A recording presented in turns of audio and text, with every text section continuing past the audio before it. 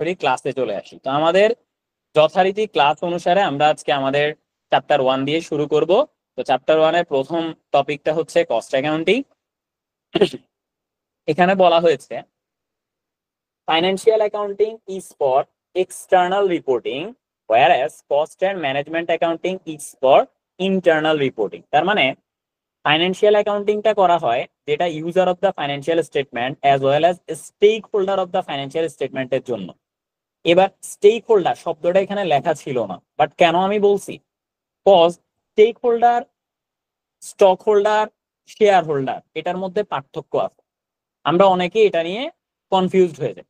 তো যেটা বললাম একদম বেসিক থাকবে, শব্দ অল্প থাকবে, কিন্তু তার মধ্যে অনেক তথ্য থাকবে। তো প্রথমে আসি শেয়ার হোল্ডার কাকে বলে। একটা কোম্পানির যারা শেয়ার ক্রয় করছে তাদেরকে বলা হচ্ছে শেয়ার হোল্ডার। এক কথায় যে শেয়ার ক্রয় করে তাকে শেয়ার হোল্ডার বলে। শেষ।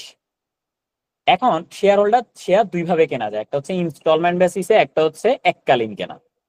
তো ধরেন একটা শেয়ারের দাম 10 টাকা, তো এটাকে 4টা তলব বা কলের মাধ্যমে বিক্রি করা যায়, যেটাকে first call, second call, third call, final call বলে।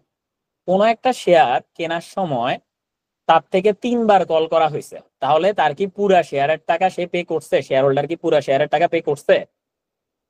করে নাই। তার মানে কিছু টাকা এখনো পে করা বাকি আছে। এই যে কিছু টাকা পে করা বাকি আছে, এটার জন্য কিন্তু ওই শেয়ারটাকে আপনি ফুললি পেড আপ শেয়ার বলতে পারছেন না। কিন্তু যখন এই শেয়ারকে পুরা টাকা পে করা হয়ে যাবে, মানে শেয়ার হোল্ডার যিনি তিনি এই শেয়ারের পূর্ণ টাকা পরিশোধ করে দিবেন, তখন সেটা হয়ে যাবে ফুললি পেড আপ শেয়ার। আর ওই ফুললি পেড আপ শেয়ার যখন একত্রে লট আকারে বিক্রি করা হবে, তখন সেটাকে বলা হবে স্টক। তার মানে স্টক মানে কি? স্টক মানে অনেকগুলা ফুললি পেড আপ শেয়ার মানে শেয়ার, অনেকগুলা ফুললি পেড আপ শেয়ার যেটা একত্রে বিক্রি হলে তখন ওইটাকে বলা হয় স্টক। তার মানে শেয়ার যে কথা, শেয়ার অনেকগুলা ফুললি পেড আপ হইলে তখন সেটা স্টকের রূপ লাভ করে। এই গেল শেয়ার আর স্টক। তাইলে যে স্টক কিনে নেয় তাকে স্টক হোল্ডার বলে। ওকে, এবার আসেন স্টেক হোল্ডার কাকে বলে। স্টেক হোল্ডার হচ্ছে আপনার প্রতিষ্ঠানের সাথে জড়িত যত ব্যক্তিবর্গ আছে, যা কিছু আছে, যারা কিনা আপনার প্রতিষ্ঠানের কোনো না কোনো কারণের উপর ভিত্তি করে তাদের কোথাও না কোথাও কোনো ইম্প্যাক্ট করতেছে, তাদেরকেই বলা হয় কি? Stakeholder. তাদেরকে কি বলা হয়? Stakeholder. উদাহরণ দিয়ে আমি যদি বলি, ধরুন আপনার প্রতিষ্ঠানে আমি জুতার ব্যবসা করি, উদাহরণ হচ্ছে ধরেন আমি জুতার ব্যবসা করি। এখন এই যে আমি জুতার ব্যবসা করতেছি, এই জুতার ব্যবসায়ে আমি যদি কোনো ধরনের ধরেন এখানে যারা কর্মরত ব্যক্তিবর্গরা আছে, চাকরি করে, তারা এখানে কাজ করে, তাদের ছেলেমেয়েরা ওদের উপর ভিত্তি করে স্কুলে পড়তে যায়। তারপরে এই জুতার থেকে কিছু বজ্র পদার্থ গিয়ে নদীতে পড়ে, নদীতে মাছ যারা ধরে তারা হচ্ছে মাছ কম পাচ্ছে, বজ্র পদার্থের কারণে মাছ মারা যাচ্ছে। এর পরবর্তীতে হচ্ছে আপনার জুতা ফ্যাক্টরির বাইরে একটা দোকান আছে, এই দোকানটা হচ্ছে আপনার জুতা বিক্রি করে কোন একজন, ঠিক আছে, এই দোকানটাতে কোনো না কোনো একজন কি জুতা বিক্রি করে। এখন এই যে দোকানটাতে জুতা বিক্রি করা হচ্ছে, তো এই জুতা আপনার জুতার ফ্যাক্টরির কারণে তার দোকান থেকে জুতা কম বিক্রি হচ্ছে। তো যেহেতু তার দোকান থেকে জুতো কম বিক্রি হচ্ছে, তার মানে আপনি তার ব্যবসায় একটা ইম্প্যাক্ট ফেলতেছেন। তো এই যে যত কিছু আমি বলছি, যে ওই মাছ থেকে শুরু করে আপনার মানে ওই যে কর্মরত ব্যক্তি, তার বাচ্চা যারা স্কুলে পড়ে, তারা থেকে শুরু করে একদম এই উদাহরণে যা কিছু ছিল সবাই ছিল স্টেক হোল্ডার। আর এই স্টেক হোল্ডারদের জন্য সর্বজনীন ভাবে যেই সিস্টেমে আমরা হিসাব রাখি সেটাকে বলা হয় ফাইন্যান্সিয়াল অ্যাকাউন্টিং সিস্টেম। কি বলা হয়? Financial accounting system.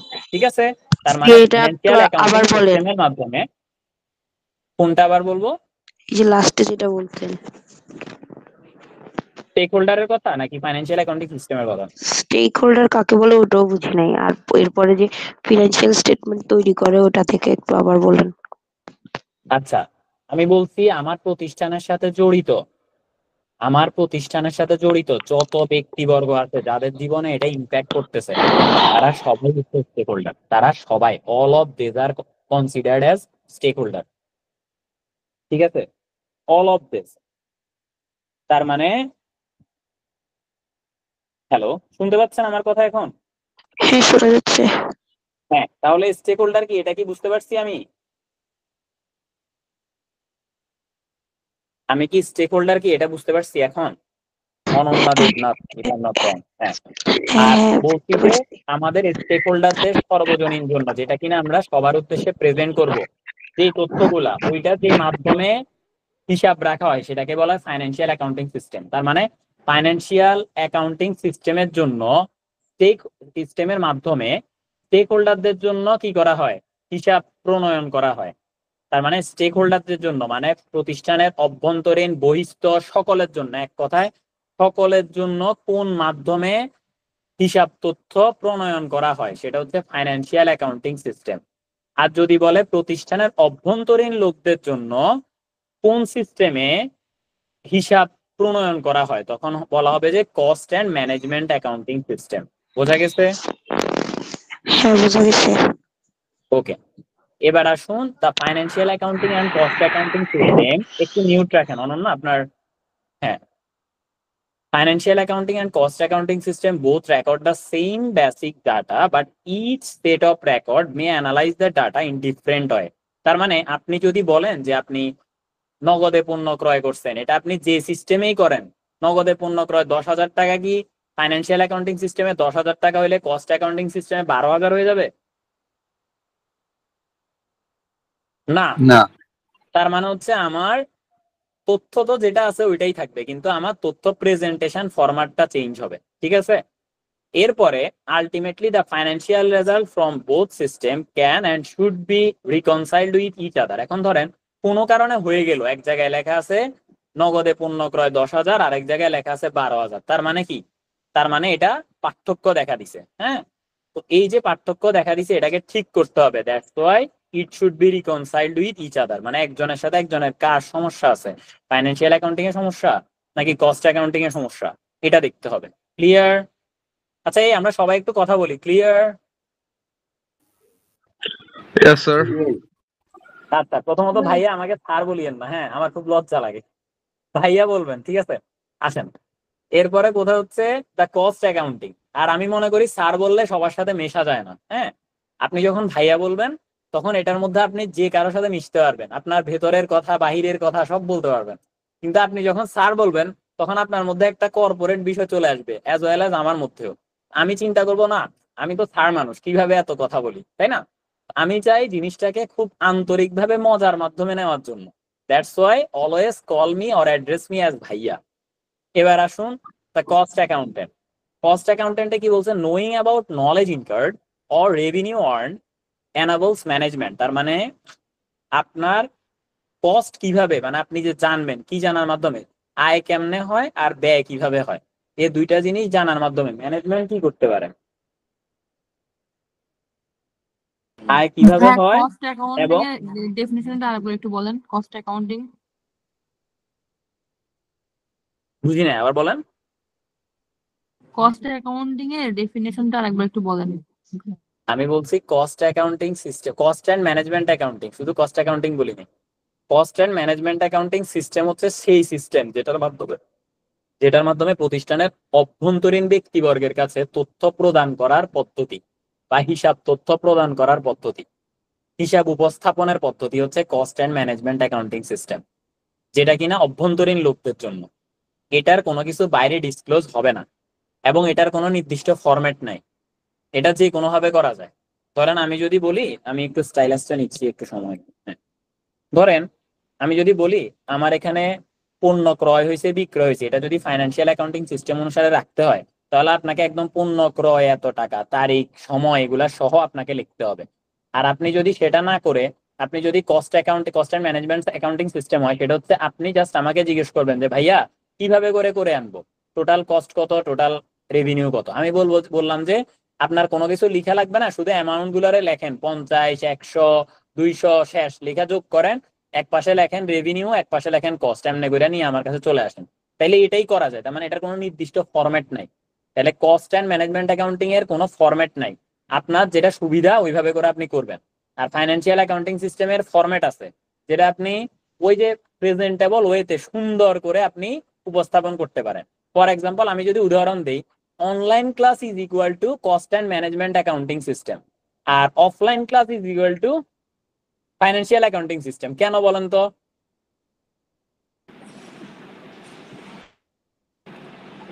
দেখি কে বলতে পারবে। আমি বলছি online class is equal to cost and management accounting system, আর অফলাইন হচ্ছে ফাইন্যান্সিয়াল অ্যাকাউন্টিং সিস্টেম। কেন, কোন দিক থেকে বলেন?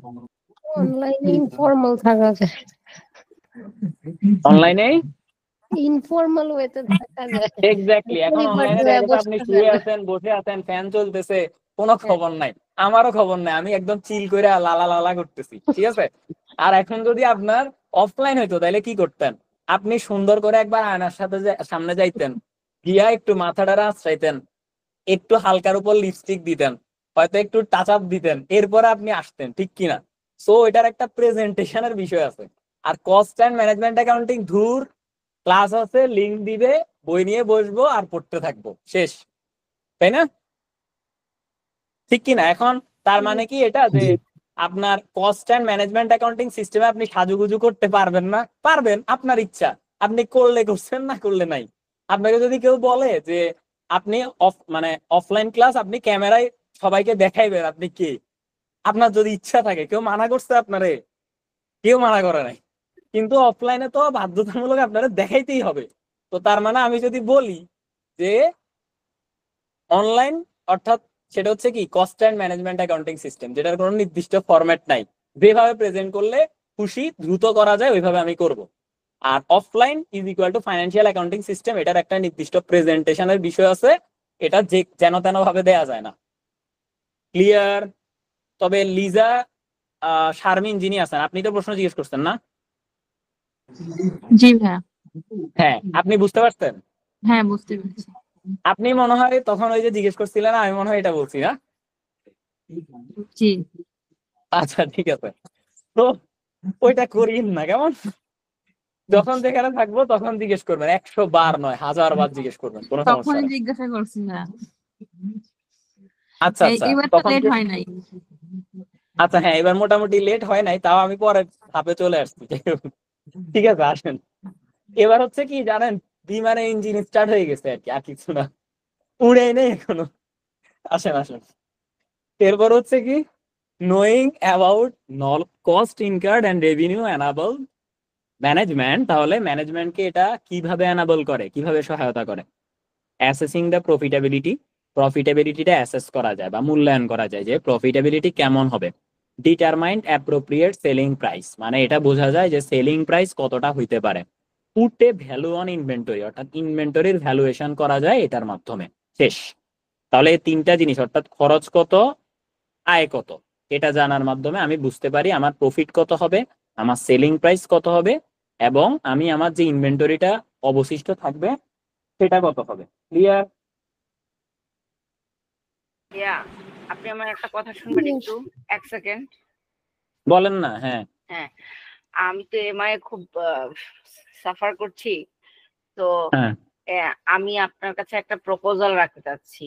আমি জানি না আচ্ছা, কত আপনার দিনে কি হবে। প্রপোজালটা কি, আপনি তো আমার সাথে প্রফেশনাল লেভেলও আছেন তাই না? জি তো জি, আপনি একটু কাইন্ডলি আমাকে, প্রপোজালটা পার্সোনাল প্রপোজাল সবসময় পার্সোনালি করতে হয়। না না না, আপনি পার্সোনাল, এখানে একটা গ্রুপ গ্রুপ প্রপোজাল। কি গ্রুপ প্রপোজাল বলেন, আমি সবাই শুনি। সবাই যদি আমার সাথে রাজি হয়, তাহলে আপনি যদি রাজি থাকেন, আমাদের যে আপুটা পড়ায় উনি যদি রাজি থাকে, তাহলে এটা হবে, আদারওয়াইজ এটা হবে না।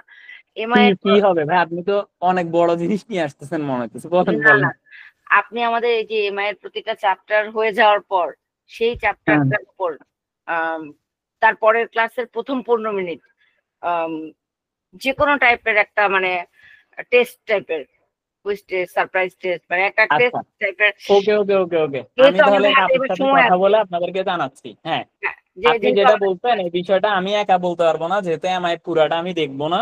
হ্যাঁ আমি জানি তো। তো এই ক্ষেত্রে আমি এটা আপুর সাথে কথা বলে আপনাদেরকে জানাবো, কেমন? সেক্ষেত্রে আমরা যে কোনো প্রবলেম ফেস করলে, ধর আমরা কোথাও থেকে প্র্যাকটিস করলাম, হ্যান ত্যান সবকিছু ঠিক হ্যাঁ হ্যাঁ, কোনো সমস্যা নাই, কোনো সমস্যা নাই, আমি আপুর সাথে কথা বলে এটা জানাবো, ঠিক আছে? হ্যাঁ, সবাই সব দিয়ে ওকে, রাজি থাকে, আর ওটা একটু দেখেন। ঠিক আছে। হ্যাঁ হ্যাঁ হ্যাঁ, বলছে সবাই রাজি থাকবে, এখানে সবাই রাজি আছেন, এটা নিয়ে কারো রাজি নারাজ হওয়ার কারণ নাই। এখন আপুর সাথে একটু কথা বলতে হবে আমাকে, ঠিক আছে? ওকে, আসেন এবার। The cost, the cost accountant also need to provide information to help provide forecast or estimate for the future. তার মানে কস্ট অ্যাকাউন্টেন্টের ফিউচার ফরকাস্ট করার জন্য আমাদের কি লাগবে?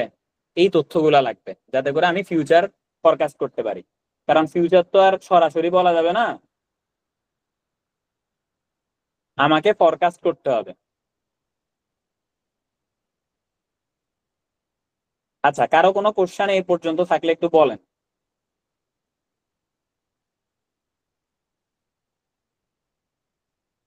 ওকে, নাই আশা করি। Cost accounting and management accounting. Cost accounting dealt with ways of accumulating historical cost and charging this cost to unit of output or to department. তার মানে আমরা যে কস্ট অ্যাকাউন্টিং কাজ করে কিভাবে, হিস্ট্রিক্যাল কস্টের উপর। হিস্ট্রিক্যাল কস্ট কাকে বলে? ধরেন আপনি একটা সম্পত্তি কিনছেন, একটা আমরা সম্পত্তির দামের মধ্যে কি কি ঢুকাই বলেন তো? সম্পত্তি কিনা থেকে ওইটাকে ব্যবহার উপযোগী করা পর্যন্ত সবকিছু সম্পত্তির দামের মধ্যে ঢুকে না? ওকে, এই যে প্রথমের যে খরচ আছে এটারও আপনি বারবার আনতেছেন বাদ দিতেছেন না, মনে রাখতেছেন। তার মানে কি, এই খরচটা টোটালি ওয়াশ আউট হচ্ছে না। প্রথমের যে পূর্বের খরচটা সেটাও আসতেছে আপনার বর্তমানের কস্টে গিয়ে অ্যাড হচ্ছে। তার মানে এটা হিস্ট্রিক্যাল কস্ট কনসেপ্ট বলে, বা যেটাকে বাংলায় ঐতিহাসিক মূল্যনীতি বলে। এবং ওই কস্টটাকে অ্যালোকেট করা হয় কিভাবে? হয় ইউনিট অফ আউটপুটে, মানে আউটপুটের উপর ভিত্তি করে, অথবা ডিপার্টমেন্টের উপর ভিত্তি করে। আউটপুট কিভাবে? ধরেন আপনার লাল রঙের জুতা বানান, নীল রঙের জুতা বানান, ঠিক আছে? এখন লাল রঙের জুতো হয়েছে 50,000টা, নীল রঙের জুতো হইলো 50,000টা। আপনি চাইলে জুতার সংখ্যার উপর ভিত্তি করে এটাকে ভাগ করে দিতে পারেন ওই কস্টটাকে, অথবা আপনি চিন্তা করলেন যে লাল রঙের জুতার ডিপার্টমেন্ট আর নীল রঙের জুতার ডিপার্টমেন্ট, তাহলে বা ডিপার্টমেন্ট ওয়াইজ ওই কস্টটাকে অ্যালোকেট করে দিতে পারেন। তার মানে অ্যালোকেট দুই ভাগে করা যায়, একটা হচ্ছে ডিপার্টমেন্ট ওয়াইজ, একটা হচ্ছে আউটপুট ওয়াইজ। এরপরে কি বলছে? In order to establish inventory valuation, মানে যাতে করে ইনভেন্টরি ভ্যালুয়েশন করা যায়, এটা আগের সাথেই কানেক্টেড ছিল। It has been since extended into planning, control and decision making. তো তার মানে আমি যে শুধুমাত্র এখানে ইনভেন্টরি ভ্যালুয়েশনের জন্য এগুলা করব বিষয়টা এমন না, এর মাধ্যমে আমি কি করতে পারি? প্ল্যানিংও করতে পারি, কন্ট্রোলও করতে পারি, ডিসিশন মেকিংও করতে পারি।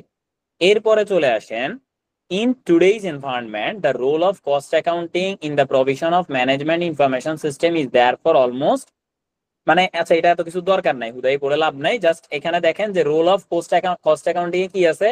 মানে আগে কস্ট অ্যাকাউন্টেন্ট শুধুমাত্র কস্টের হিসাব কিতাবই রাখতো, বর্তমানে সে শুধুমাত্র কস্টের হিসাব কিতাব রাখে না, সে তার পাশাপাশি কিছু কিছু ডিসিশন মেকিং সিদ্ধান্তে হেল্প করে থাকে। জাস্ট এখানে এগুলা বলা হয়েছে। এবার চলে আসেন cost accounting system. The manager of A business has responsibility for planning and controlling the resources used. তার মানে একটা বিজনেসের ম্যানেজারেরই কি থাকে? রেসপন্সিবিলিটি থাকে। কিসের জন্য রেসপন্সিবিলিটি থাকে? কিসের জন্য থাকে? প্ল্যানিং আর কন্ট্রোল। প্ল্যানিং ইনফরমেশন দেওয়া এগুলা। ওকে, তো প্ল্যানিং কন্ট্রোল মানে প্ল্যানিং করা এবং সাথে হচ্ছে কন্ট্রোল করা, যে রিসোর্স গুলাকে ব্যবহার করে এগুলোর জন্য। To carry out this task, এই কাজটা করার জন্য they must be provided with, তো এটা একটা প্যাসিভ ভয়েস ইউজ করা হয়েছে। মাস্ট বি প্রোভাইডেড মানে তাদেরকে দেওয়া হয়, তারা দেয় বলা হয় নাই, ঠিক আছে? বলছে তাদেরকে দেওয়া হয়। কাদেরকে দেওয়া হয়? ম্যানেজমেন্টকে দেওয়া হয় বা ম্যানেজারদেরকে দেওয়া হয় sufficiently accurate and detail information. তো তার মানে কি বোঝানো হইতেছে? যে ম্যানেজারদেরকে সাফিসিয়েন্টলি অ্যাকুরেট আর ডিটেইল ইনফরমেশন দেওয়া হয়। ম্যানেজার দেয় এই কথা বলে নাই, ঠিক আছে? অর্থ খুব ভালো করে বুঝে পড়তে হবে। And the cost accounting system should provide this, এবং কস্ট অ্যাকাউন্টিং সিস্টেম সেটা দিয়ে থাকে। Indeed a costing system provides the foundation for an organization's internal financial information for manager। তার মানে এই সিস্টেমের মাধ্যমে ম্যানেজারদেরকে ইন্টারনাল ইনফরমেশন গুলা এই সিস্টেমটা প্রোভাইড করে থাকে, যেটা ভিত্তি থাকে কস্ট অ্যাকাউন্টিং সিস্টেম বা cost and management accounting system. Cost accounting system are not restricted to manufacturing operation. এটা শুধুমাত্র যে আপনার যেখানে ম্যানুফ্যাকচারিং ছাড়া ওইটার মধ্যেই যে হয় বিষয়টা এমন না, ম্যানুফ্যাকচারিং ছাড়া, ম্যানুফ্যাকচারিং সহ সকল জায়গাতেই এটা ব্যবহারযোগ্য, এটাই বলেছে, ঠিক আছে? মানে যে জায়গাতে কস্টের বিষয় আছে ওই জায়গাতে কস্ট অ্যাকাউন্টিং সিস্টেম আছে। এবার আসেন এখানে financial accounting versus cost accounting. আচ্ছা, এখানে বলছে financial accounts are usually prepared for a stakeholder external to the organisation. ওই যে স্টেক হোল্ডার কেন তখন পড়াইছিলাম, মনে আছে? জি। হ্যাঁ। ওকে, আর এখানে তো বর্ণ লাগবে না, লাগবে? না। স্টেক হোল্ডার মানে কি কিন্তু এখানেও বলে নাই, বলছে? বলে নাই, শুধু স্টেক হোল্ডার শব্দটা দিছে। আর management accountants are usually prepared for internal manager of an organisation, এটা হচ্ছে শুধু ইন্টারনালের জন্য, ঠিক আছে? স্টেক হোল্ডার বললে সবাইরে বোঝায়, আর ইন্টারনাল মানে যারা ইন্টারনাল তারা কি স্টেক হোল্ডার নাকি স্টেক হোল্ডার না? স্টেকহোল্ডার না, স্টেকহোল্ডার না। Stakeholder. Stakeholder. এখন আমি যদি আপনারা Stakeholder. বলি যে ভাই আপনি ঢাকাতে আছেন, আপনি কি বাংলাদেশে নাই, আপনি কি করবেন? আমি বাংলাদেশে নাই এটা বলবেন? আপনি তো বাংলাদেশে আছেন, তার মানে এখানে স্টেক হোল্ডার মানে হয়েছে কি বাংলাদেশ, আর ইন্টারনাল লোকজন মানে কি ঢাকা, বুঝছেন? কি হলো? হুম। ও মা,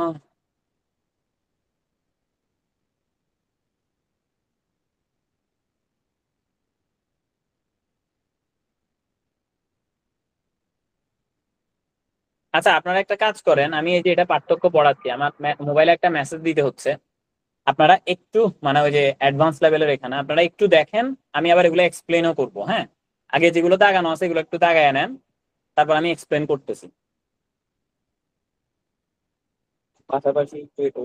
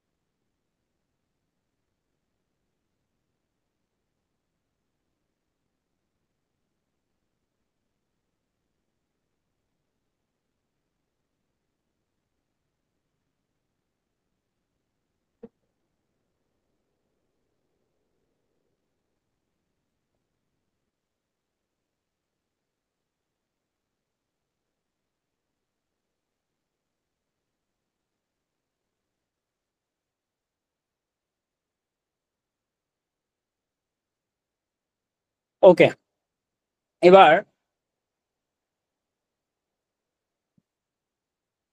আসেন ফাইন্যান্সিয়াল অ্যাকাউন্টস এবং ম্যানেজমেন্ট অ্যাকাউন্টস এর মধ্যে পার্থক্য। ফাইন্যান্সিয়াল অ্যাকাউন্টস কি বলছে? Limited companies must by law prepare financial accounts, মানে ফাইন্যান্সিয়াল অ্যাকাউন্টস প্রিপেয়ার করা কি বাধ্যতামূলক। whereas there is no legal requirement to prepare management account, মানে ম্যানেজমেন্ট অ্যাকাউন্ট প্রিপেয়ার করা বাধ্যতামূলক না। The format of published financial accounts is determined by law. Public financial accounts কিভাবে prepare করবেন সেটা লতে বলা আছে, যেটা কিনা কোম্পানিজ অ্যাক্ট 1994 এ বলা আছে। The format of management accounts is entirely at the management discretion. Management account কেমনে করব এটা ম্যানেজমেন্টের নিজের সিদ্ধান্ত। ওই যে আমি বললাম না যে কস্ট এত টাকা আর রেভিনিউ এত টাকা, সবগুলোর একসাথে নিয়ে যোগ করে আমার কাছে নিয়ে আসেন, তো এটা আমার ইচ্ছা, আমি যেভাবে বলছি ওইভাবে শেষ। মানে এটা যে কোনো সময় যে কোনো ভাবে করা যায়, কোনো নির্দিষ্ট ফরম্যাট নেই। Financial accounts often concentrate on the balance business as a whole, এটা পুরো ব্যবসায়ের মধ্যে কনসেন্ট্রেট করে। Whereas management account can focus on specific areas, মানে এখানে আপনার পুরো ব্যবসায় ফোকাস করার প্রয়োজন হয় না, আপনি একটা নির্দিষ্ট স্পেসিফিক এরিয়াতে দেখার জন্য ওই এরিয়ার ক্যালকুলেশন করলে আপনার হয়ে যায়। পুরাটা যেহেতু প্রেজেন্টেবল, কোনো ফরম্যাট নাই, তো এখানে এই ধরনের প্যারা নেই। এবার হচ্ছে most financial accounting information is of A monetary nature, তার মানে এখানে একটা বিষয় আছে, এটা খুবই ইম্পর্টেন্ট জিনিস। ফাইন্যান্সিয়াল অ্যাকাউন্টসে যা আছে এদের অধিকাংশ মনিটারি নেচার, মানে এগুলো আর্থিক অর্থের সাথে সম্পর্কযুক্ত। whereas ম্যানেজমেন্ট অ্যাকাউন্টস ইনকর্পোরেটস নন মনিটারি মেজার। তো নন মনিটারি মেজার্স বলতে কি, এখানে দুই ধরনের জিনিসকে বোঝানো হচ্ছে। এক, টাকার অঙ্কে পরিমাপযোগ্য না, যেমন ধরেন আপনাকে প্রোডাক্টের সংখ্যা দিয়ে বুঝাইছে, তো সংখ্যা দিয়ে বুঝাইলে এটা কি টাকা? টাকা তো না। আবার ম্যানেজমেন্ট অ্যাকাউন্টসে এমন কিছু ইনফরমেশনও থাকে যা কিনা আপনার সংখ্যা দিয়েও বোঝাচ্ছে না, তাও এটা আপনার ডিসিশন মেকিং এ যদি ইম্প্যাক্ট পড়ে, সো এটা ম্যানেজমেন্ট অ্যাকাউন্টিং এর রিলেটেড ইনফরমেশন হইতে পারে। কিভাবে? যেমন ধরেন কথার কথা, নোবেল প্রফেশনাল একাডেমি, কেউ কোনো কোশ্চেন করবে? কেউ একজন বলতে চাইছে মনে হয়, কিছু বলবেন? আচ্ছা, নোবেল প্রফেশনাল একাডেমি ধরেন এটা নোবেল শাহ কর্তৃক পরিচালিত হচ্ছে, মানে দেখতেছে, যেমন ধরেন বিসিএস কনফিডেন্স যেমন বেলাল আহমেদ রাজু কর্তৃক পরিচালিত এরকম। এখন ধরেন নোবেল প্রফেশনাল একাডেমি নোবেল শাহের সাথে হঠাৎ করে এমন একজনের বিয়ে হয়ে গেল, ধরেন আইসিবির কোন একজন কি গণ্যমান্য ব্যক্তির মেয়ের সাথে বিয়ে হয়েছে ধরেন, বা গণ্যমান্য ব্যক্তির সাথেই হয়ে গেছে, কথার কথা। এখন যদি এটা হয়ে যায় তাহলে কি নোবেল প্রফেশনাল একাডেমির ফিউচার সাস্টেনেবিলিটি বাড়বে না কমবে? বাড়বে। বাড়বে। তো তাহলে কি এটা ডিসিশন মেকিং এর ক্ষেত্রে ইম্প্যাক্ট করতেছে না? করতেছে কিনা? জি করতেছে। এখন is it A monetary nature, মানে এটা কি কোনো মনিটারি না। ফিগার আছে? এটা কি মানে is it relatable to monetary nature? No. তো এক্ষেত্রে এখানে অর্থের কোনো বিষয় নাই, তাও অনেক বড় বিষয়। এখন যদি এই যে এস আলম যে কথা বলতেছে, এই যে এস আলম মাঝে মাঝে না হ্যাঁ বলতেছে, ধরেন তার সাথে যদি বিল গেটস এর মেয়ের বিয়ে হয় তাহলে তো আর কোনো কথাই নেই নাকি? জি তো তাহলে তাহলে তারা কে পায়? তো এখন দেখা গেছে হয়েছে কিন্তু হয়ে বিয়ে। গেল, পরিমণি কই গেল? না না, এখন ওনাকে নিয়ে অনেক কন্ট্রোভার্সি আছে, আমরা তাই এদিকে যাব না। আচ্ছা আসেন, আমাদের এখন বিষয়টা হচ্ছে যে এই যে তাহলে আমার মনিটারি নেচার নন মনিটারি নেচার দুইটা জিনিসই কিন্তু ম্যানেজমেন্ট অ্যাকাউন্টে আসতেছে, ওয়ারাজ অ্যাকাউন্টিং ইনফরমেশন সিস্টেমে শুধুমাত্র মনিটারি নেচার আসতেছে। শেষ। এবার চলে আসেন financial account present and essentially historical picture of past operation. তার মানে ফাইন্যান্সিয়াল অ্যাকাউন্টিং এ অবশ্যই হিস্ট্রিক্যাল ইনফরমেশন থাকে। হিস্ট্রিক্যাল মানে কি? যেটা অলরেডি ঘটছে, এক্সিস্ট করে, ঠিক আছে? আর ম্যানেজমেন্টে কি হয়? হিস্ট্রিক্যালও থাকে, ফিউচার প্ল্যানিংও থাকে। তার মানে কি প্রেডিক্টেবল, অর্থাৎ মানে প্রেডিক্টিভ কিছু বিষয় এখানে থাকে, আবার হিস্ট্রিক্যাল কিছু বিষয়ও এখানে থাকে ম্যানেজমেন্ট অ্যাকাউন্টসে। হোয়ারএজ ফাইন্যান্সিয়াল অ্যাকাউন্টসে শুধু হিস্ট্রিক্যাল থাকে, কোনো প্রেডিক্টিভ থাকে না, ঠিক আছে? তবে এখানে থাকে না বললে ভুল হবে, কিছু জিনিস থাকে, মানে সংখ্যায় কম থাকে। কেন বলতেছে? কারণ পাস্ট অপারেশনের কথা বলতেছো, পাস্ট অপারেশন বললে সেটা ওই পাস্ট অপারেশনের তো সব হিস্ট্রিক্যাল অলরেডি হয়ে গেছে। তবে কি ফাইন্যান্সিয়াল অ্যাকাউন্টিং এও কিছু কিছু প্রেডিক্টিভ অ্যামাউন্ট থাকে, যেমন হচ্ছে আমরা যখন অ্যাকাউন্ট রিসিভেবলের জন্য আমরা এটা রাখি না, কি বলে, প্রভিশন ক্রিয়েট করি না, বা অন্যান্য বিষয়ের জন্য এক্সপেন্স গুলোর জন্য, তো এগুলো তো প্রেডিক্টিভ। কিন্তু এটাও কিন্তু মানে পাস্ট কোন একটা অপারেশনের উপর ভিত্তি করে করা। লাইক আপনি পাস্টে হয়তো সেল করছেন, এখন সেলের টাকাটা পাচ্ছেন না বলে আপনি রিসিভেবলে ইরিকভারেবল ডেপ্ট এক্সপেন্স ক্রিয়েট করতেছেন বা প্রভিশন ক্রিয়েট করতেছেন।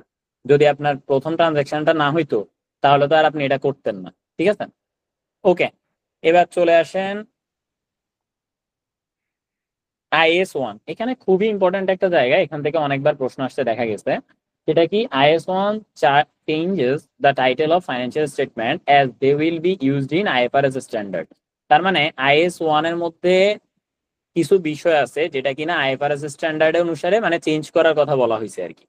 তো বলা হয়েছে যে কোনো একটা সময় যেটা ব্যালেন্স শিট নামে পরিচিত ছিল সেটা বর্তমানে স্টেটমেন্ট অফ ফাইন্যান্সিয়াল পজিশন নামে পরিচিত, যেটা ইনকাম স্টেটমেন্ট নামে পরিচিত ছিল সেটা পরিচিত হচ্ছে statement of profit or loss and other comprehensive income নামে, আর যেটা কিনা ক্যাশ ফ্লো স্টেটমেন্ট নামে পরিচিত ছিল সেটা বর্তমানে স্টেটমেন্ট অফ ক্যাশ ফ্লো নামে পরিচিত। তো এখানে কথা বলছে যে entities are not required to use the new title in their financial statement. মানে এখনো পর্যন্ত IAS 1 এই কথা বলা আছে যে আপনাকে নতুন টাইটেল রিকোয়ার্ড মানে অর্থাৎ ইউজ করতে হবে, এটা মাস্ট বি না।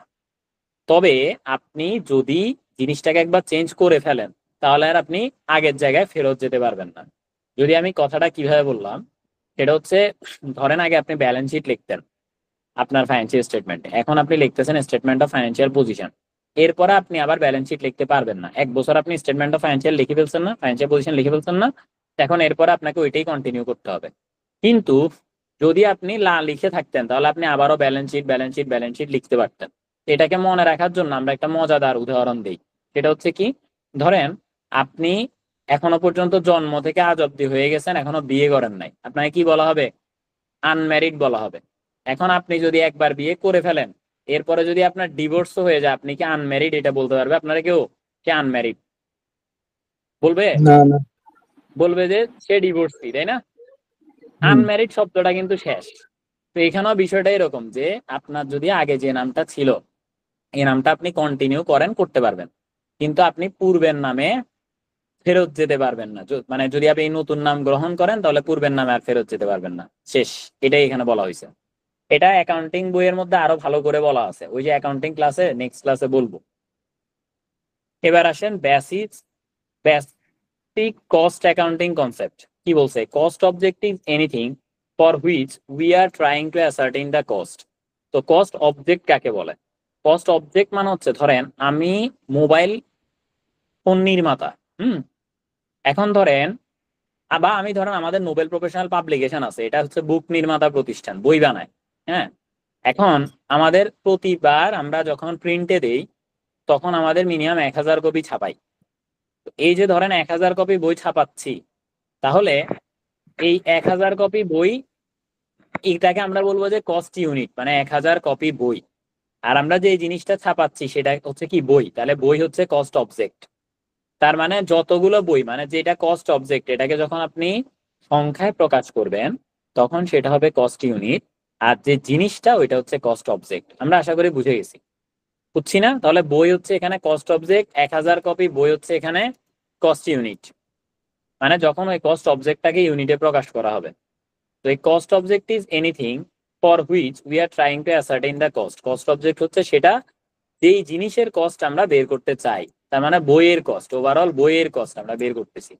Cost unit are the basic control unit for costing purpose. তার মানে কস্টিং পারপাস মানে অর্থাৎ কস্ট বের করার জন্য, প্রতি ইউনিটের কস্ট বের করার জন্য এটা হচ্ছে কন্ট্রোল ইউনিট বা মেজারমেন্ট বলতে পারেন। তো the term cost can be used as a noun or as a verb. তো কস্ট শব্দটা noun as well as verb হিসেবে ব্যবহার করা যায়। এটা অনেকটা ব্রাশের মতো, ওই যে বলে না, I brush my teeth by brush, আমি ব্রাশ দিয়ে ব্রাশ করি। তো এখানে কস্ট শব্দটা নাউন হিসেবেও ইউজ করা হয়, এখানে কস্ট শব্দটা ভার্ব হিসেবেও ইউজ করা হয়। ঠিক আছে, এটা বাক্য পরে বুঝতে হবে। লাইকের মতো বলা যায়, যেমন I like a girl like you, এটা মানে কি? আমি আপনার আই লাইক মতো এ গার্ল লাইক ইউ মানে কি?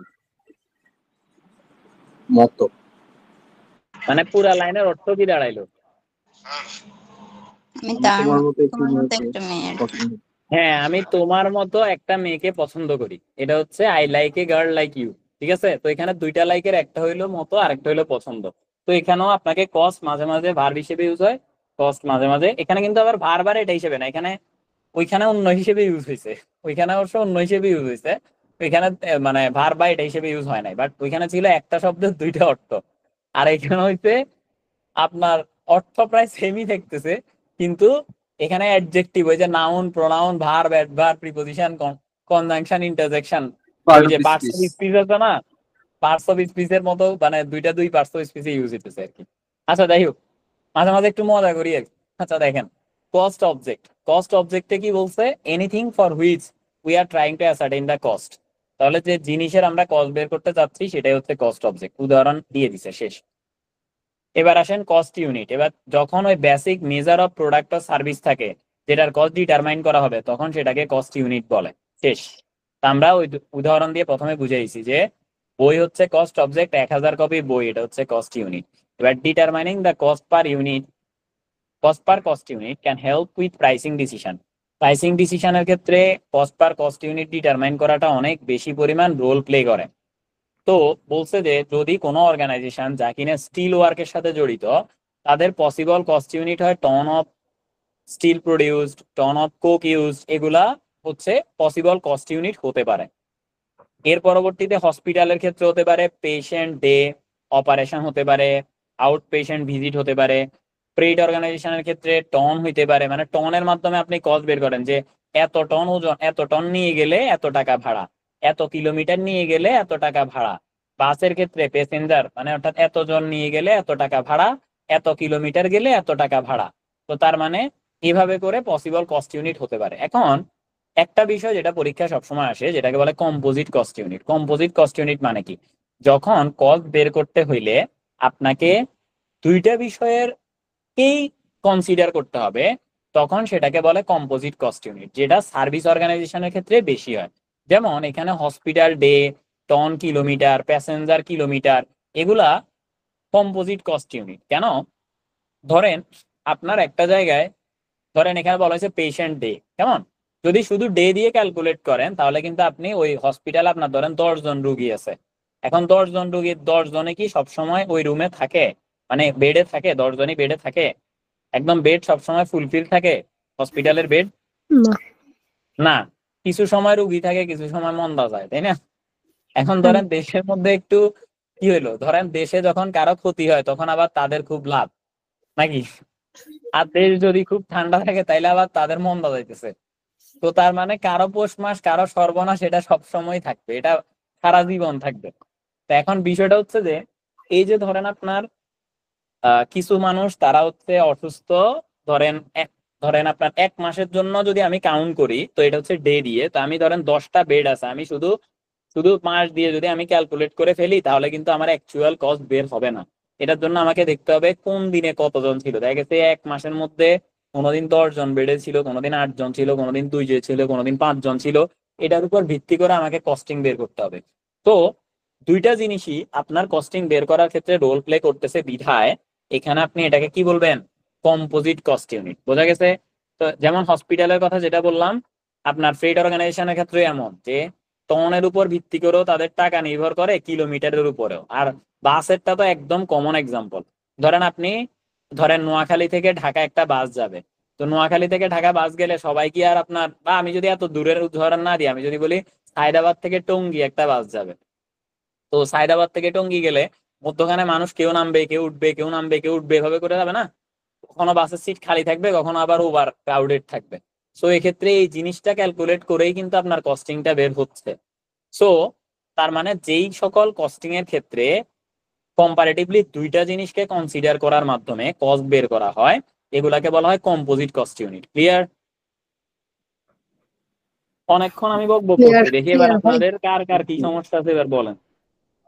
আমরা একটু আসতে যাচ্ছি কেন জানেন, প্রচুর সময় আছে, একদম রিল্যাক্স। ওই যে একটা কথা বলতো না, কেউ একজন ভুলে গেছি, শ্যামল মনে হয় ওনার নাম ছিল, হ্যাভ এ রিল্যাক্স।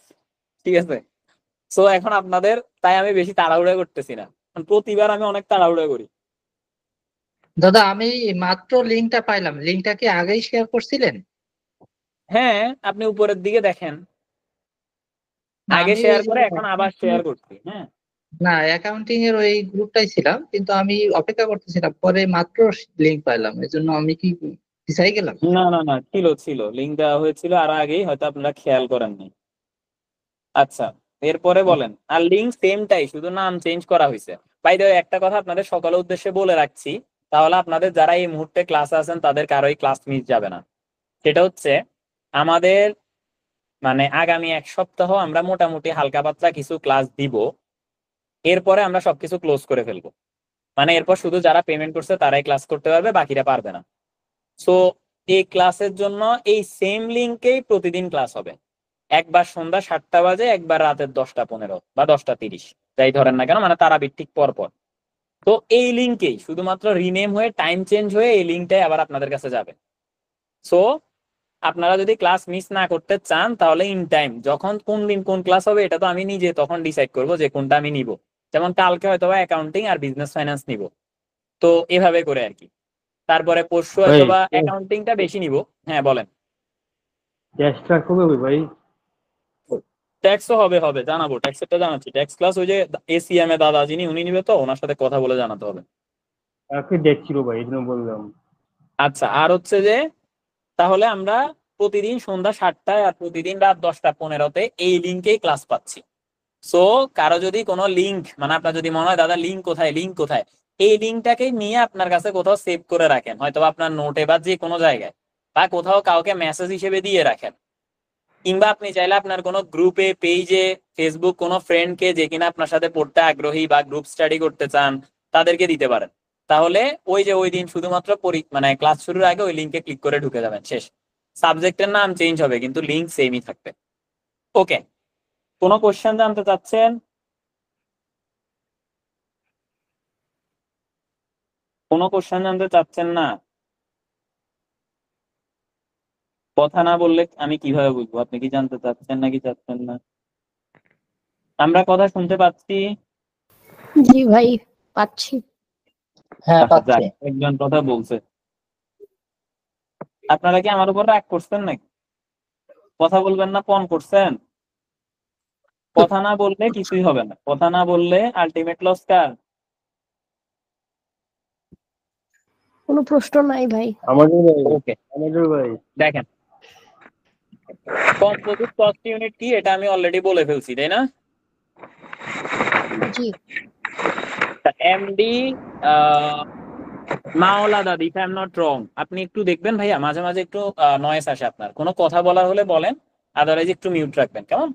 আচ্ছা, কম্পোজিট কস্ট ইউনিট এটা আমি অলরেডি বলে ফেলছি, তাই না? তো এটার আরেকটা made up of two part, এটা দুইটা পার্টের মাধ্যমে হয়, তো টু পার্ট কস্ট ইউনিটও এটাকে বলা হয়। তাইলে এইটার আরেক নাম কি? Two part cost unit. এর আরেক নাম কি?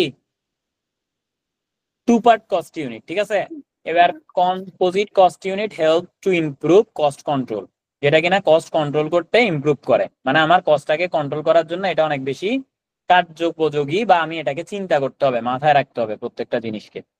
এগুলা পড়বেন, এই বক্স থেকে পরীক্ষা আসে, হ্যাঁ, মানে যদি আসে আর কি, অনেকের এটা যা যা বলতেছে এগুলা থেকেই আসে, এর বাইরে থেকে আসবে না। সো খুব মন দিয়ে পড়বেন, যা কিছু আপনার এক্সট্রা লাগবে তো আমি আপনাকে বলবো, কোনো কিছু দেওয়ার হলে সেটা আপনাকে দিব, যা দিব এগুলা কিছু মিস দিবেন না, এটা দেখবেন। Concept of cost, cost need to be classified in some way for collecting and analysing cost. তাহলে কস্টকে ক্লাসিফাই করা হয় বিভিন্ন ভাবে, অর্থাৎ ক্লাসিফিকেশন অফ কস্ট। তো ক্লাসিফিকেশন অফ কস্ট কিভাবে হয়? এটা কি ডিরেক্ট কস্ট নাকি ইনডিরেক্ট কস্ট, নাকি কি ধরনের কস্ট, নাকি ওভারহেড, ওভারহেডটা আবার কি বলে, এগুলা হচ্ছে আমাকে জানতে হবে, যাতে করে আমি কালেক্ট করতে পারি এবং অ্যানালাইজ করতে পারি। এবার আসেন direct versus indirect cost and cost object. Cost object কি সেটা আমি অলরেডি বলে ফেলছি। আর এই যে কস্ট অবজেক্টের মধ্যে যে কস্টটাকে ডিরেক্টলি আইডেন্টিফাই করা যায় এটাকে ডিরেক্ট কস্ট বলে। ফর এক্সাম্পল কি, ধরেন আপনি জুতার ব্যবসা করেন, অ্যাকাউন্টিং এ বাইকটাকে জুতা দিয়ে বুঝাইছি, সো জুতা দিয়ে বুঝাই। আপনি ধরেন জুতার ব্যবসা করেন, এখন এই যে জুতার ব্যবসা করতে গিয়ে আপনি জুতা বানাইতে গেলে 10 জোড়া জুতা বানাইলে আপনার কতটুকু চামড়া লাগবে, বা আপনার প্রতি জুতা বানাইতে কত টাকা চামড়া লাগে, এটা কি আপনি বোঝেন না? বোঝেন? জি ভাই।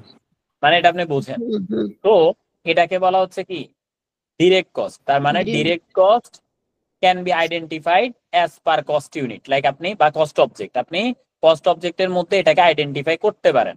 এবার ধরেন আপনি জুতা বানানোর পরে এই জুতাকে রোদে শুকাতে দেয়, রোদে না, ধরেন এখানে রোদ নাই, আপনি আছেন ধরেন কোন একটা জায়গা যেখানে রোদ উঠে না, বা ওইটা জুতার মধ্যে আবার রোদ পড়লে হয়তো এটা গলে যেতে পারে ওই আঠাটা। এখন আপনি কি করতেছেন, একজন ব্যক্তিকে রাখছেন যার কাজ হচ্ছে ওই জুতাকে বাতাস করা। আপনি জুতা বানায় এখানে রাখবেন, সে বাতাস করবে, সে 1000 জোড়া হইলেও বাতাস করবে, 2 জোড়া হইলেও বাতাস করবে, তার কাজ বাতাস করা। কারণ তার আপনি একটা বেতন দেন, তার বাতাস করার বেতন রেখে আপনি এটার ভিতরে ডিরেক্টলি আইডেন্টিফাই করতে পারবেন যে প্রতি জুতাতে তার বাতাসের খরচ পড়ছে এত টাকা? না, ইনডিরেক্ট। না, পারবেন না। তো এটাকে বলা হচ্ছে ইনডিরেক্ট না, কস্ট। তার মানে যেটাকে আপনি ডিরেক্টলি ট্রেস করতে পারতেছেন এটা হচ্ছে ডিরেক্ট কস্ট, যেটাকে আপনি ডিরেক্টলি ট্রেস করতে পারতেছেন না এটা হচ্ছে ইনডিরেক্ট কস্ট। ক্লিয়ার? ক্লিয়ার। জি ভাই। আচ্ছা আচ্ছা, আপু একজন আছে না, লিজা, লিজা শারমিন, আপনি আছেন? জি হ্যাঁ, ভাই। আপনি কথাবার্তা বলিয়েন। হ্যাঁ, ধরেন এই যে আপনি কিন্তু হাইলাইট হয়ে গেছেন, দেখছেন? এখানে আরো কত মানুষ আছে, তাদের কথা আমি ভুলে যাব, কিন্তু আমি এখন আপনার এই প্রোফাইল পিকচার দেখলে আমার মনে পড়বে, তার মানে আপনি এখন হাইলাইটেড। তো রেগুলার মোটামুটি আপনি যদি না বুঝে থাকেন জিজ্ঞেস করবেন, কেমন? ওকে। ওকে। আচ্ছা, বাই দ্য ওয়ে, আমরা কথার ফাঁকে একটু একটা জিনিস জিজ্ঞেস করি। এখন অনেক পড়া বাকি আছে, আমরা অন্তত আরো 20-30 মিনিট আছি। তো আমরা হচ্ছে একটু জানতে চাই, সেটা হচ্ছে আমাদের মধ্যে কারা কারা পেইড মেম্বার না কিন্তু এখনো থাকতে চাচ্ছে, একটু হাত তোলেন তো। আচ্ছা, লিজা আছেন তাহলে, ওকে। আশা করি আপনার আগামীবার পাস নিশ্চিত হয়ে যাবে, জান। আপনার মধ্যে কিউরিয়াসিটি আছে, ভালো একটা জিনিস।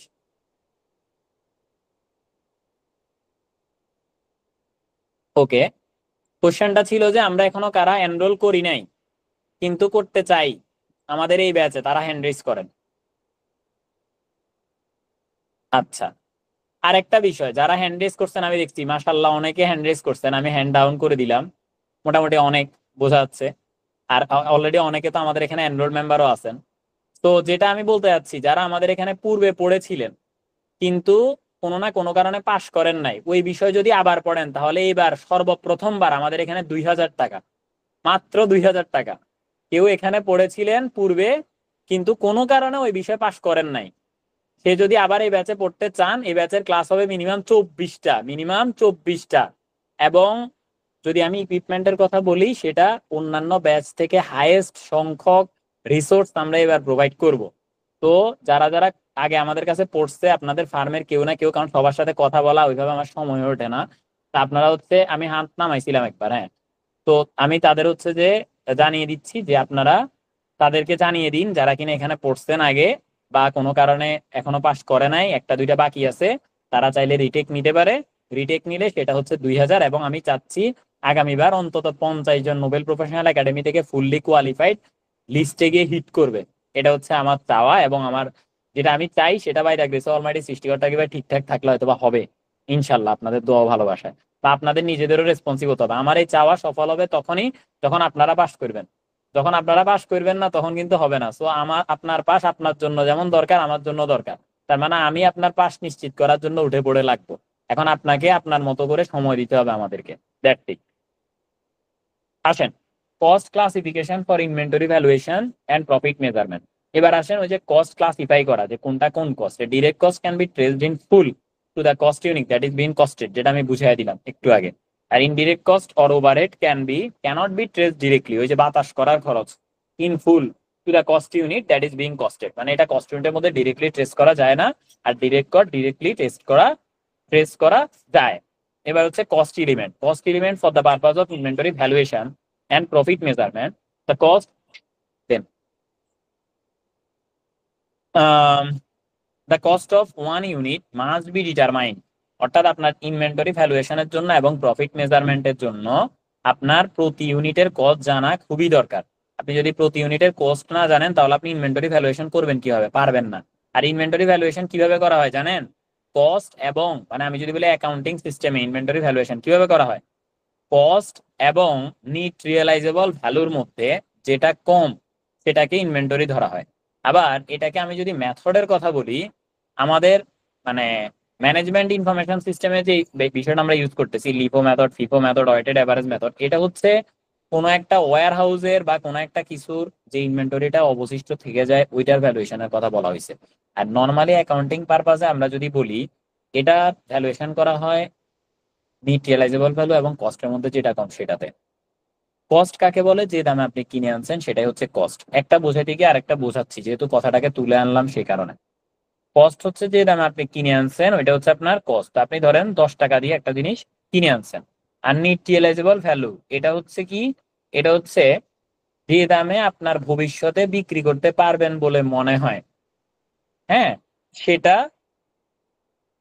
থেকে আপনার ওইটা বিক্রি করতে গেলে যে খরচটা হবে, ঠিক আছে, ওইটার বাদ দিয়ে দিবেন। তার মানে নিট রিয়েলাইজেবল ভ্যালুটা হচ্ছে অলওয়েজ একটা অ্যাপ্রক্সিমেট ফিগার, মানে আমি চিন্তা করি যে আমি এত টাকা বিক্রি করতে পারবো। তো ধরেন কস্ট হচ্ছে 10 টাকা আর নিট রিয়েলাইজেবল ভ্যালু হচ্ছে কত টাকা, ওইটা বিক্রি করতে গেলে যত পাবেন সেটা থেকে বিক্রয়ের খরচ বাদ দিয়ে। আমার মনে হচ্ছে যে আমি ভবিষ্যতে এটা বিক্রি করলে 15 টাকা পাবো। কত পাবো?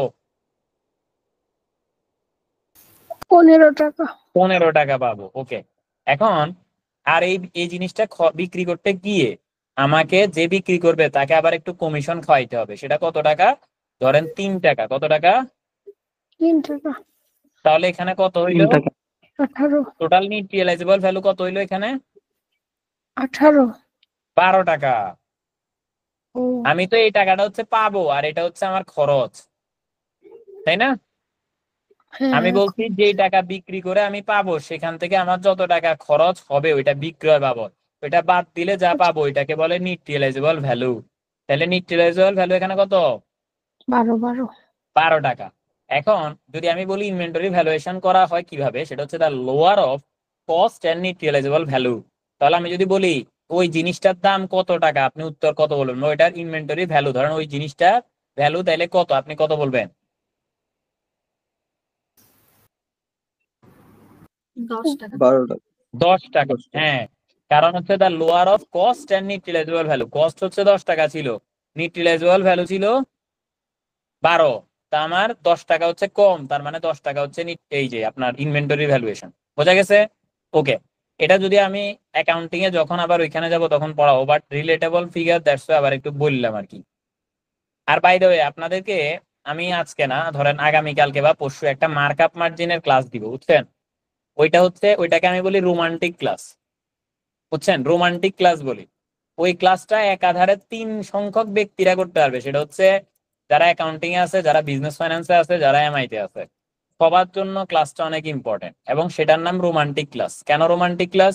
সেখানে একদম হাজবেন্ড ওয়াইফের মাধ্যমে আপনাকে পুরো মার্জিন মার্কআপ যা আছে সবকিছু বোঝানো হবে। That's why it will be considered as romantic class.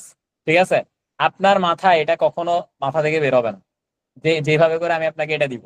একদম পুরো লাইক আপনি বুঝে যাবেন যে কিভাবে কি বসাইতে হবে, কার সাথে কাকে আনতে হবে, এভাবে করে। আচ্ছা আসেন, এবার হচ্ছে দেয়ার আর 3 টাইপস অফ ডিরেক্ট কস্ট। তো ডিরেক্ট কস্ট 3 ধরনের, একটা হচ্ছে ম্যাটেরিয়াল, একটা হচ্ছে লেবার, একটা হচ্ছে আদার। এটাকে আপনি যদি আমি ইংরেজির পার্সনের সাথে বলি, এটা first person, second person, third পার্সনের মতো। ফার্স্ট পার্সন হচ্ছে আমি আমরা, সেকেন্ড পার্সন হচ্ছে তুমি তোমরা, থার্ড পার্সন হচ্ছে এর বাইরে সবকিছু। তাইলে এবার যদি এখানে আসি, ডিরেক্ট ম্যাটেরিয়াল হচ্ছে শুধুমাত্র ওই ম্যাটেরিয়াল বা জিনিসটার খরচ। ডিরেক্ট লেবার হচ্ছে যে ব্যক্তি এটা করবে সেটার খরচ। আর এর বাইরে যাবতীয় যা আছে সবকিছুই হচ্ছে আদার ডিরেক্ট এক্সপেন্স। ক্লিয়ার? এখন জি ভাই। পরীক্ষার সময় ক্যালকুলেশন আসতে পারে এভাবে যে এখানে প্রাইম কস্ট কত, তারপরে অথবা টোটাল ডিরেক্ট কস্ট কত। তার ভাইয়া মানে এটা আপনার একটু প্রাইম আরেকবার কস্ট বলেন। কোনটা ভাইয়া? Thank you. হ্যাঁ, ডিরেক্ট কস্ট। আচ্ছা, ডিরেক্ট কস্ট হচ্ছে যে ডিরেক্ট কস্টের আরেক নাম হচ্ছে প্রাইম কস্ট। আমরা বলছি ডিরেক্ট কস্ট মানে হচ্ছে কি দেস কস্ট হুইচ আর কি অ্যালোকেটেড ইনটু কস্ট ইউনিট। ঠিক আছে না? ডিরেক্টলি অ্যালোকেটেড মানে আপনি ওই খরচটা যেটাকে আপনি সরাসরি অ্যালোকেট করতে পারবেন আপনার কস্ট ইউনিটের মধ্যে। মানে আপনি বুঝতে পারতেছেন যে একটা জুতা বানাইলো এটাতে কত টাকার চামড়া যাইবে, এটা আপনি বুঝতেছেন চামড়ার খরচ কত। ধরেন আপনি একটা আঠার দাম হচ্ছে 100 টাকা, ওইটা দিয়ে আপনি 10 জোড়া জুতা বানাইতে পারেন। তার মানে ওই আঠা বাবদ আপনার জুতায় কত টাকা খরচ হয়েছে? তাহলে 10 টাকা, তাই না? 100 টাকার আঠার বক্স দিয়ে 10 জোড়া বানাইতে পারলে আমার ওই এক জোড়াতে খরচ হয়েছে 10 টাকা। তাহলে আমি ডিরেক্টলি ট্রেস করতে পারতেছি, এটাই হচ্ছে ডিরেক্ট কস্ট। ডিরেক্ট কস্ট আবার 3 ভাগে ভাগ করছে, সেটা বলছি যে ইংরেজির first person, second person, third পার্সনের মতো। তো ডিরেক্ট ম্যাটেরিয়াল কস্ট কোনটা? যেটা হচ্ছে ওই ধরেন আপনি জুতা বানাইছেন, তাহলে জুতার মধ্যে জুতা বানাইতে কি কি লাগে, যে হইলো আপনার আপনার কি ধরেন জুতা, আঠা, এগুলা কি ডিরেক্ট ম্যাটেরিয়াল কস্ট, এগুলা কি ডিরেক্ট ম্যাটেরিয়াল কস্ট। এবার জুতা বানানোর জন্য একজন ব্যক্তি আছে না, জি। যে জুতাটা বানাইতেছে, তো একই দিনের মধ্যে কি একই দিন না, যে বাতাস করতেছে সে ডিরেক্ট না, যে বাতাস করতেছে সে 1000-রেও বাতাস করতে পারবো, 2টারও বাতাস করতে পারবো, কিন্তু যে জুতা বানাইতেছে সে কি চাইলে 1000 জুতা বানাইতে পারবো? না। না, তার একটা নির্দিষ্ট ক্যাপাসিটি আছে।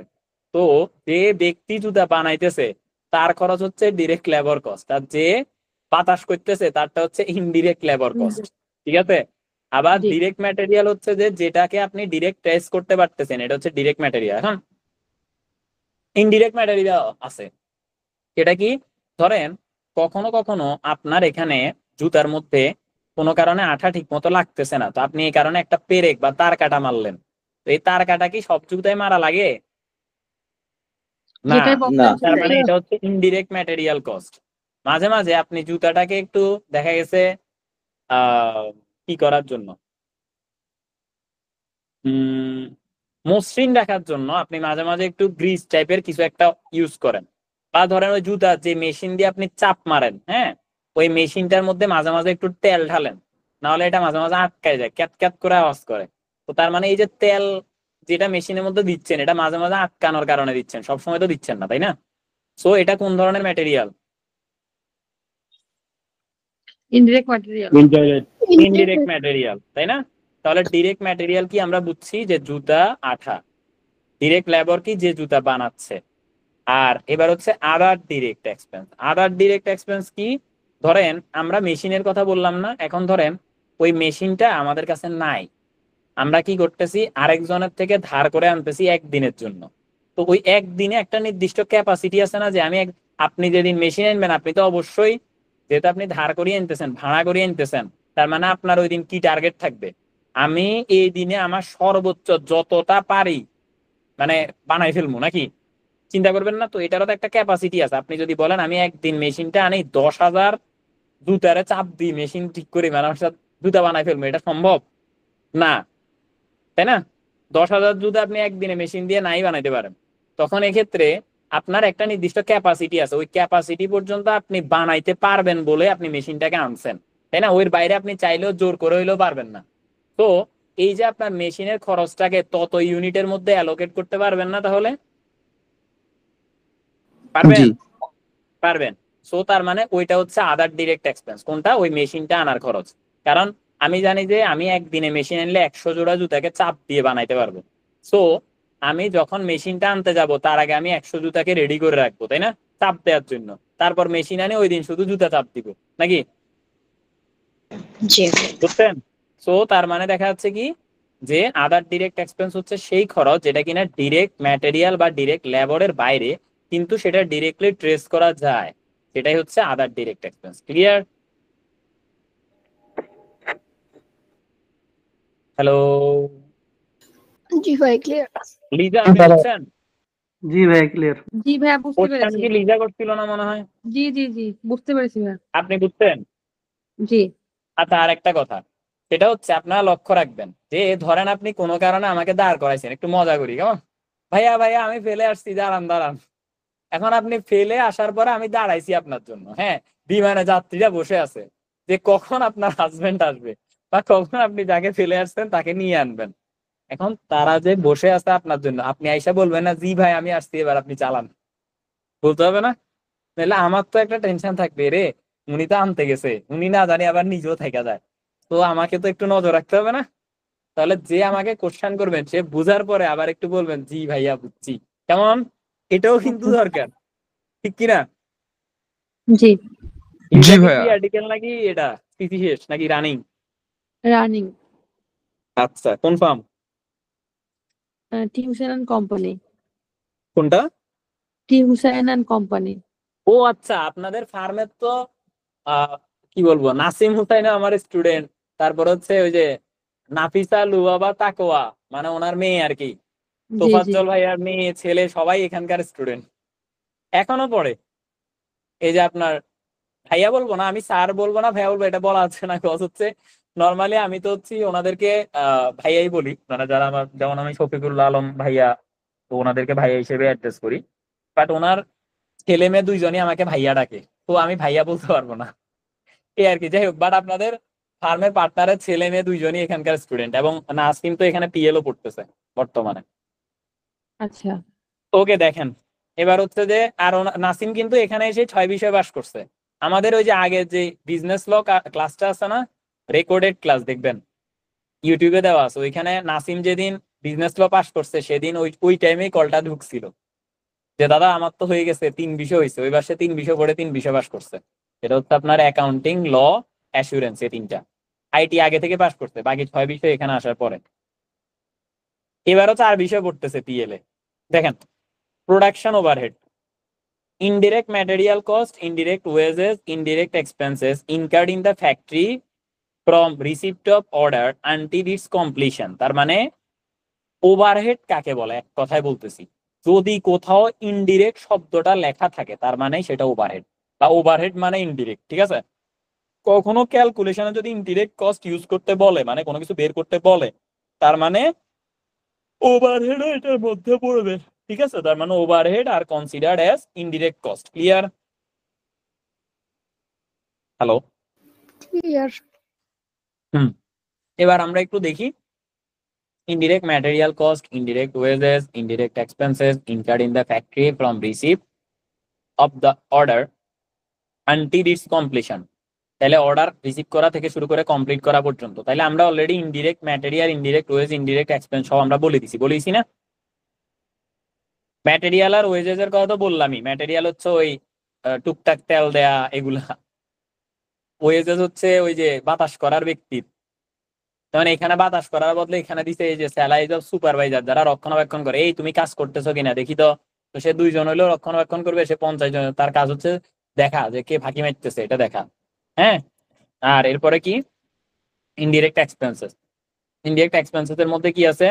Rent, insurance of A factory, মানে হচ্ছে এর বাইরে, অর্থাৎ ওয়েজেস আর ম্যাটেরিয়ালের বাইরে অন্য যত ইনডিরেক্ট যেটা কিনা ডিরেক্টলি ট্রেস করা যায় না সবগুলাই হচ্ছে ইনডিরেক্ট এক্সপেন্সেস। শেষ। এবার দেখেন এখানে কিছু বিষয়কে ভাগ করা হয়েছে। অ্যাডমিনিস্ট্রেটিভ ওভারহেড, সেটা হচ্ছে incurred in the direction, control and administration of an undertaking, যেটা কিনা আপনার কোনো একটা জিনিসকে কন্টিনিউ করতে হলে যে খরচগুলা লাগে এগুলাই হচ্ছে অ্যাডমিনিস্ট্রেটিভ। লাইক বলছে অফিস ইকুইপমেন্ট, অফিস স্যালারিজ, তারপরে রেন্ট রেট, মানে যেগুলো আপনার প্রতিষ্ঠান রান করতে গিয়ে যে খরচগুলো এগুলো।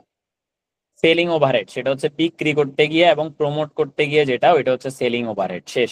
এগুলা কি দাগাচ্ছেন তো না? ধরেন জি এখানে ভাইয়া। বেশি কিছু বোঝানোর নাই, যদি এখানে বেশি কিছু বোঝানোর থাকতো আমি বুঝাইতাম। যেখানে বোঝানোর সেখানে আমি বোঝাই, যেখানে দরকার নাই সেখানে স্কিপ করি বা দ্রুত যাই। ঠিক আছে।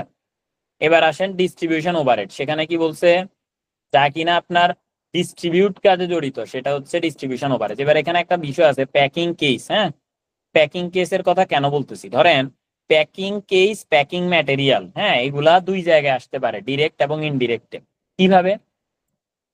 তখন ধরেন আমি যদি বলি আপনি কোকা কোলা আছে না, কোকা কোলা তো চিনেন না, বা মোজো বলি, যাই হোক যাই বলেন না কেন, যদিও অনেকদিন ধরে ব্যান্টানের কথা বলছে কিন্তু লাভ হইলো কি ভাই, সে ঘুরে ফিরে এখন বিক্রি হইতেছে 1 লিটার 100 টাকা, 2 লিটার মনে হয় 150 টাকা, তাও মনে হয় 2 লিটার দেয় না, আরো কমাই দেয়, 1.75 লিটার দেয় মোস্ট প্রবাবলি। তো বিষয়টা হচ্ছে যে আমরা আমাদের শুধুমাত্র ওই যে বয়কট বয়কট করলে হবে না, আমরা যাদেরকে প্রমোট করতেছি তাদেরও কোয়ালিটি ভালো হতে হবে। যদি তাদের কোয়ালিটি ভালো না হয় তাহলে ওই যে ধরেন অন্য যাই করুক না কেন তার প্রোডাক্টের জোরে সে আবার উপরে উঠে যাবে। বুঝতে পারছেন? কারণ তার প্রোডাক্টের দিক থেকে তো খাইতে ভালো। এখন মোজো কেন, মানে আমি বুঝতেছি না যে মোজোর এই সুযোগ ছিল যেটা কিনা কোকা কোলার অন্তত বাংলাদেশে পুরো প্যাকেট করে দিতে পারবে, কিন্তু মোজো তার কোয়ালিটি ওইভাবে ডেভেলপ করে নাই, উল্টা আরো তারা এখন তাদের আগের টেস্টের থেকে টেস্ট চেঞ্জ হয়ে গেছে। সো এটার জন্য, কারণ তারা দেখতেছে ও মা তাদের তো একটা ধরেন এই হাইপের মাধ্যমে অনেক সেল হচ্ছে, ওরে ব্যান করতেছে মানে আমারে কিনতেছে, এই জিনিসটা তার মধ্যে চলে আসছে, তো তার কোয়ালিটি খারাপ হয়ে গেছে। তো এই জিনিসটা না করলে মোজো এখন টপে থাকতো। আচ্ছা এবার চলে আসি পড়ায়। কোথায় ছিলাম? তাহলে প্যাকিং কেসের কথা যেটা বললাম সেটা হচ্ছে যে প্যাকিং কেস, ধরেন আপনি ধরেন মোজোর বোতল, হ্যাঁ মোজোর বোতলে আপনি হচ্ছে এই যে মোজোর যে বোতলটা ইউজ হচ্ছে এটা কি ডিরেক্ট না ইনডিরেক্ট বলেন তো আগে এটা বলেন। মোজোর যে Indirect. বোতলটা, ডিরেক্ট হ্যাঁ ডিরেক্ট ডিরেক্ট, ঠিক আছে Direct. ডিরেক্ট। কারণ কি, কারণ এই মোজোর বোতলটা না থাকলে এটা তো প্রেজেন্টেবল টু কনজিউমার হইতো না, হইতো না। তো আপনাকে কোন একটা প্রোডাক্ট প্রেজেন্টেবল টু কনজিউমার করতে হলে যেটা দিতে হবে ওইটা কনসিডার্ড অ্যাজ ডিরেক্ট। আর এই যে ধরেন ধরেন 24 বোতলকে একসাথে র্যাপ করে সে বাইরে বিক্রি করতেছে, তাহলে এই যে র্যাপিং কেস যেটা আছে না ওইটা হচ্ছে কি, বা ওই প্যাকিং ম্যাটেরিয়াল যেটা ওইটা হচ্ছে কি ওভারহেড, ইনডিরেক্ট, ডিস্ট্রিবিউশন ওভারহেড। ওইটা হচ্ছে ইনডিরেক্ট। ঠিক আছে, বা ডিস্ট্রিবিউশন ওভারহেড। ক্লিয়ার?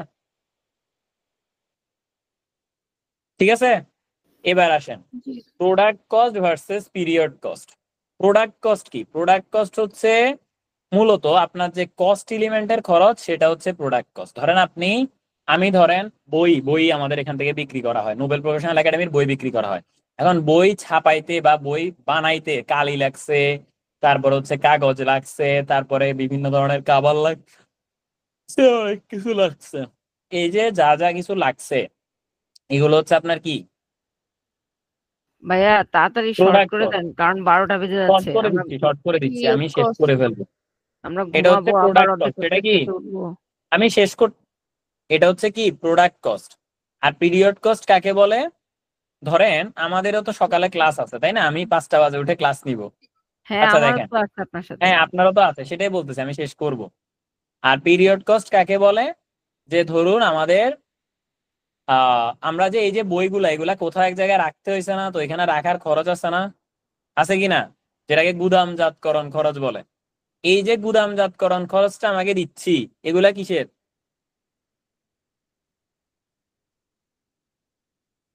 এগুলা কি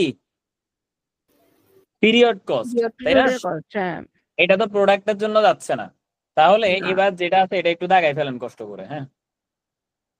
আর এটার ডিটেলস আমরা চ্যাপ্টার 3 তে আলোচনা করব।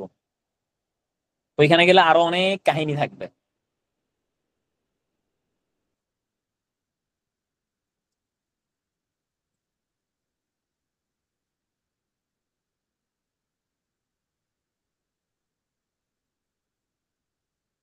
এই যে এখানে আচ্ছা, অলরেডি ভাই, ওই যে আমি যে তখন কেন বলতেছি মানে আপনাদেরকে বুঝাইছিলাম এই যে আনসোল্ড গুডস আর হেল্ড অ্যাজ ইনভেন্টরি, সেটা কি? The inventory is valued at the lower of purchase and net realisable value. দেখছেন